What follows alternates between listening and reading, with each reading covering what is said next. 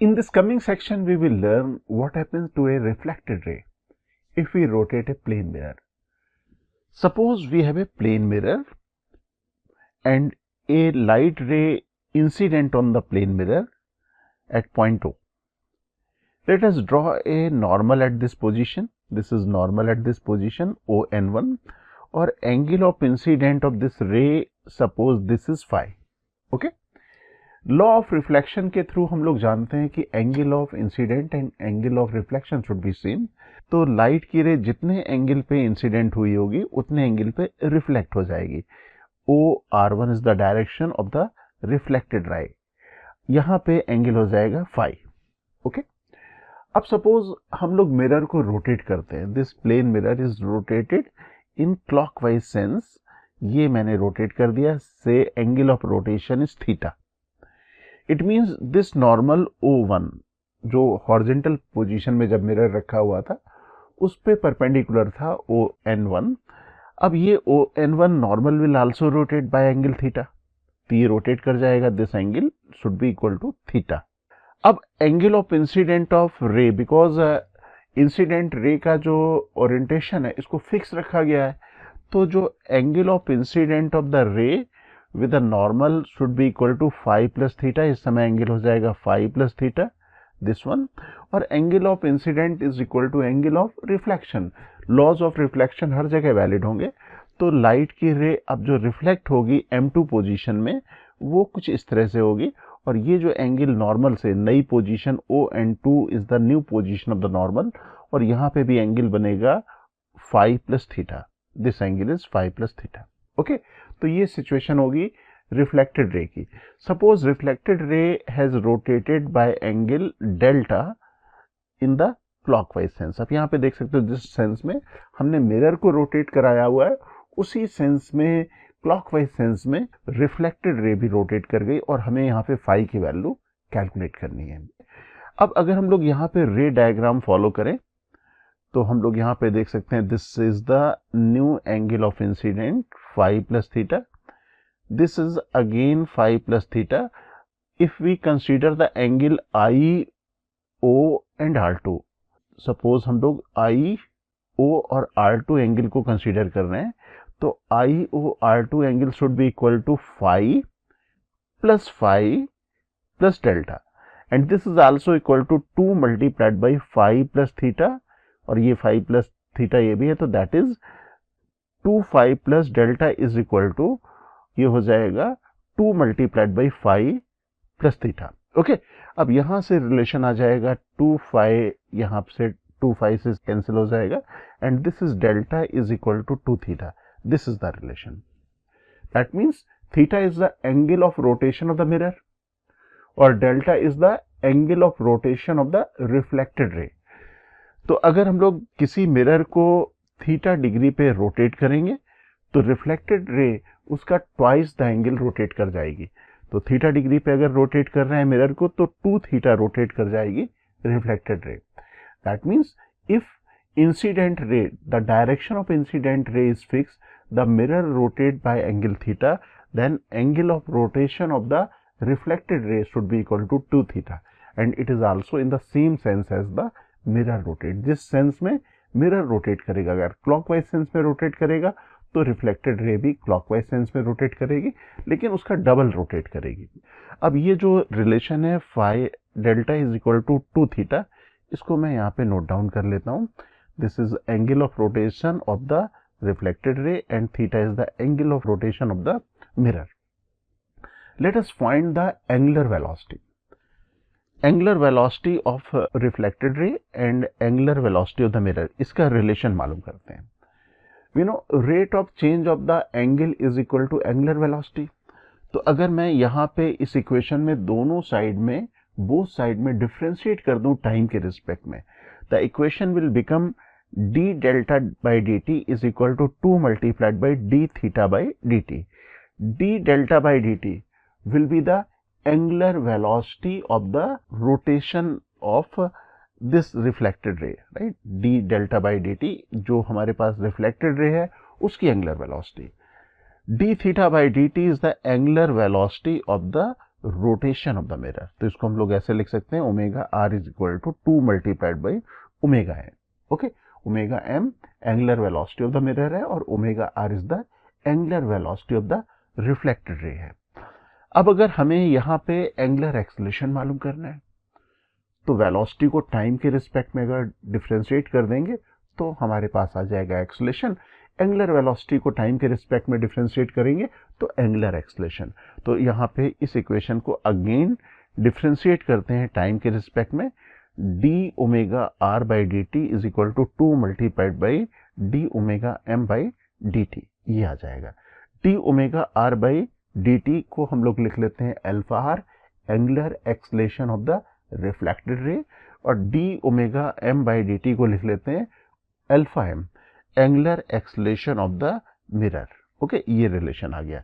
आप देख सकते हो ये रिलेशन वैसे ही आ रहा है जैसे हम लोगों ने मिरर को थीटा रोटेट कराया तो रोटेशन ऑफ द रिफ्लेक्टेड रे हो गया 2 थीटा। एंगुलर वेलोसिटी में वही सेम रिलेशन आ रहा है। Angular velocity of the reflected ray is double the angular velocity of the mirror.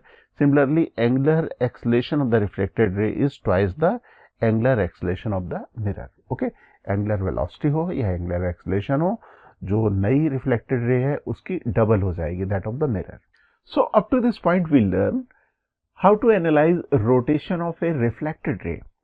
If we rotate a mirror, plane mirror, keeping incident ray direction fixed. लेकिन अगर plane mirror को fix कर दें और incident ray को rotate कराएं तो reflected ray की डायरेक्शन को या रिफ्लेक्टेड रे के रोटेशन को कैसे एनालाइज करें, ये हम लोग लर्न करते हैं। तो लेते हैं एक इंपॉर्टेंट पॉइंट। सपोज हमारे पास एक प्लेन मिरर है फिक्स ओरिएंटेशन में, इसको मैंने हॉरिजॉन्टल पोजीशन में फिक्स कर दिया। ओके, अब इसमें एक लाइट की रे इंसिडेंट कर रहा हूं मैं, लाइक दिस। नॉर्मल ड्रॉ कर दूं इस पोजीशन में, और हम लोग को मालूम है कि angle of incident equal to angle of reflection. तो जितने एंगल पे ये इंसिडेंट रे प्लेन मिरर पे इंसिडेंट हो रही, जितना नॉर्मल से एंगल बना रही इंसिडेंट रे, उतने एंगल पे नॉर्मल से रे रिफ्लेक्ट हो जाएगी। This is a reflected ray. Okay, अब मिरर तो मैंने फिक्स किया हुआ है, अब मैं इंसिडेंट रे को रोटेट कराता हूं। सपोज इंसिडेंट रे को मैं क्लॉकवाइज सेंस में रोटेट करा देता हूं थीटा डिग्री पे मैंने रोटेट करा दिया। Now in this position the angle of incident with the normal will reduce by angle theta, और हम लोग को मालूम है कि एंगल ऑफ इंसिडेंट और एंगल ऑफ रिफ्लेक्शन दोनों इक्वल होते हैं। तो अगर थीटा डिग्री यहाँ पे एंगल ऑफ इंसिडेंट कम हुआ है तो रिफ्लेक्टेड रे का भी angle of reflection theta degree कम हो जाएगा, और रिफ्लेक्टेड रे कुछ इस तरह से होगी, ये थीटा डिग्री कम हो गया।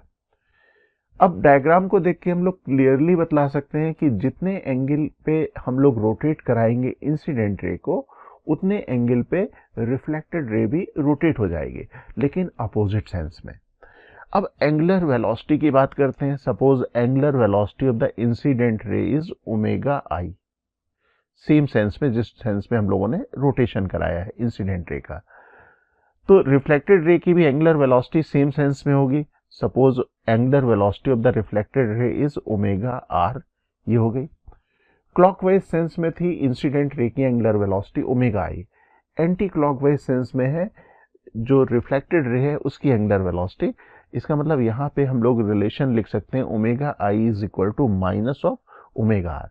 यहाँ जो नेगेटिव साइन आ रहा है, this negative sign represent the direction of the angular velocity opposite to each other. जो इंसिडेंट रे और रिफ्लेक्टेड रे की जो एंगुलर वेलोसिटी का सेंस है वो एक दूसरे के अपोजिट सेंस में है। ओके, तो यहाँ तक थ्योरेटिकल पॉइंट हम लोगों ने कवर कर लिए।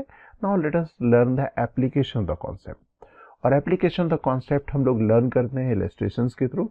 तो चलते हैं इलस्ट्रेशन पार्ट में। In this illustration it is given a light ray incident on a plane mirror at angle 30 degree with the horizontal. ये जो प्लेन मिरर है हॉरिजॉन्टल ओरिएंटेशन में है, और ये इंसिडेंट रे इससे 30 डिग्री एंगल बना रही है। At what angle with the horizontal must a plane mirror be placed in its path so that it become vertically upward after reflection। अब हमें प्लेन मिरर की नई पोजीशन बतलानी है कि जो रिफ्लेक्टेड रे है वर्टिकल डायरेक्शन में जाने लगे। दैट मीन्स इस मिरर को हम लोग कितना रोटेट कर दें या नई पोजीशन में कहाँ पे हम लोग मिरर को रखते हैं। ओके, तो चलो मैं यहाँ पे इस सिचुएशन को यहाँ डायग्रामेटिकली एनालाइज करता हूँ। ये हॉरिजॉन्टल ओरिएंटेशन में मैंने मिरर रख दिया, लाइट की रे मैं यहाँ पे इंसिडेंट कर रहा हूँ हॉरिजॉन्टल से 30 डिग्री, तो नॉर्मल जो हम लोग यहाँ पे ड्रॉ करेंगे उससे एंगल ऑफ इंक्लिनेशन हो जाएगा 60 डिग्री। एंगल ऑफ इंसिडेंट और एंगल ऑफ रिफ्लेक्शन दोनों इक्वल होते हैं, तो ये 60 डिग्री विद द नॉर्मल या हॉरिजॉन्टल से 30 डिग्री एंगल पे ये रिफ्लेक्ट हो जाएगी।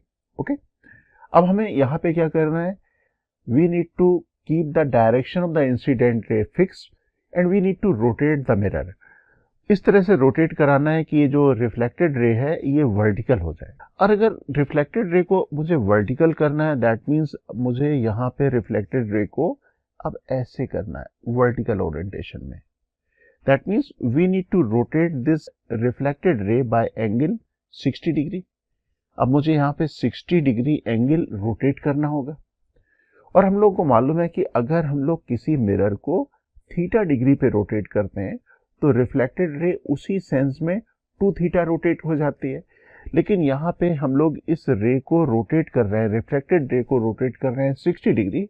It means mirror should be rotated bye angle 60 divided by 2, that is 30 degree. That means अगर रे को हम लोग एंटी क्लॉकवाइज या क्लॉकवाइज सेंस में 60 डिग्री रोटेट करेंगे तो मिरर को भी हमें रोटेट करना पड़ेगा 60 divided by 2, 30 degree in the counter clockwise sense, same sense में। इसे डायग्रामेटिकली देख लेते हैं। ये सिचुएशन है और अब मुझे रे को करना है वर्टिकल, ये करना है वर्टिकल, 60 डिग्री रोटेशन करना है रे का। तो मिरर को अगर मुझे 30 डिग्री रोटेट करना है तो मैं क्लॉकवाइज सेंस में रोटेट करूंगा, या आप कह सकते हो कि इस सेंस में जो पहले जो इनिशियल डायरेक्शन थी रिफ्लेक्टेड रे की, it was inclined at angle 30 degree with the horizontal, तो ये हो जाएगी new position of the mirror 30 degree with the horizontal. तो मिरर को हॉरिजॉन्टल से 30 डिग्री सेम सेंस में, that means counter clockwise sense में रोटेट करना होगा।